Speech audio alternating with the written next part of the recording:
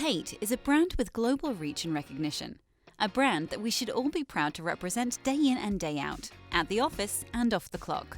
As the company continues to grow, it's very important that we maintain a consistent approach for representing the TAIT brand.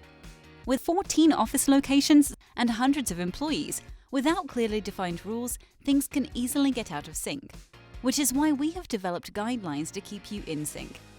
This video will talk you through the brand, social media and swag guidelines. As discussed in the previous video, the easiest way to access these guidelines is in the market share.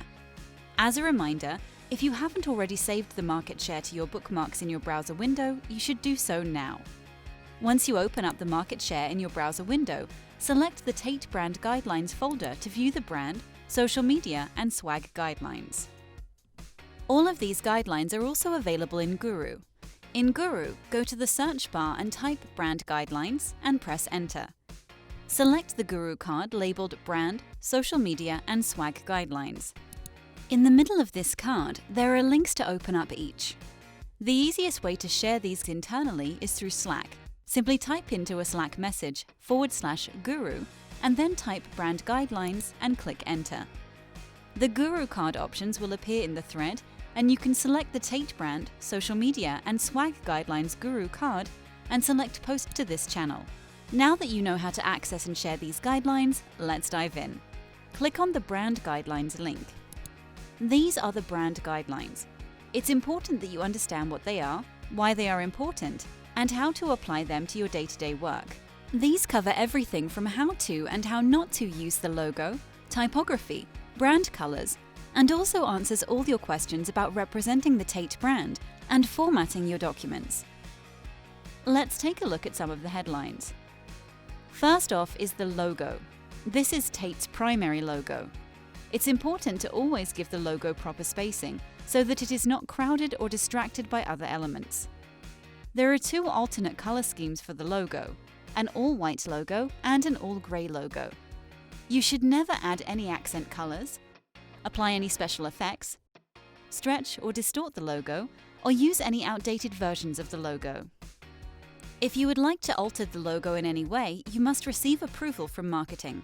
To do so, contact marketing in the #MKT_general channel in Slack. Next is typography. The primary typeface is Oswald. This is to be used on all headlines and subheadlines across all materials. The secondary typeface is Arial. This is to be used for all body copy. Your type sizes should use relative scales to stay consistent. For example, big headlines should be Oswald Bold size 30, medium headlines should be Oswald size 22, subheadline should be Oswald or Oswald Light size 14, and body copy should be Arial size 12. Standard documentation should use medium headlines, reserving big headlines for published marketing materials. Big and medium headlines should always use all capital letters, while subheadlines and body copy should be sentence case. The primary exception to this is our company name, TAIT, which should be written in all capital letters at all times. This is extremely important and needs to remain consistent across all published materials and communications, internally and externally. At times, press publications will spell TAIT with sentence case. This is because publications have their own set of guidelines, which is typically AP style. Marketing does their best to contact publications for corrections and redactions. However, AP style writing via publications may be a second exception for sentence case. As you can see, there is a good amount of detail to dig into and fully understand, so be sure to always reference the brand guidelines in the market share or in Guru. To share the brand guidelines externally, go to www.taittowers.com/pressroom to view a media kit available for vendors, customers, and sponsors to download. This media kit includes approved logos, fonts, and brand guidelines for that specific audience. Next, let's open up the swag guidelines. We love when team members rock their TAIT swag on site, at the office, or at home. Employees receive swag in new hire boxes, as well as at employee events throughout the year. Anytime a TAIT employee is representing TAIT on-site or is client-facing, it is strongly suggested that employees wear TAIT branded attire. Employee swag requests are not handled through marketing. Employee swag requests should be directed to HR. Client swag is a great way to treat our clients, roadies, vendors and partners like VIPs and endear them to our brand. To submit a swag request for them, please visit the #TAIT_client_swag channel in Slack and review the channel's pinned documentation. Take some time to review the swag guidelines in full detail on your own time to learn how to create custom swag for specific clients, projects, or for your department. When you're ready to order custom swag, reach out to marketing in the #MKT_general Slack channel to review, approve your swag design, and connect you with our preferred swag vendor. Make sure you have allocated dollars in your swag budget. That will help marketing guide you through the process of finding the right swag for your needs. Lastly, let's open up the social media guidelines. Press coverage and social media are great vehicles for expanding TAIT's reach and engaging with the public. TAIT team members are encouraged to use these tools while being mindful to follow company policies and guidelines. First, be sure to follow TAIT on the social media platforms that you use. We love when team members share their work on social media because it shows pride and passion for the work we do.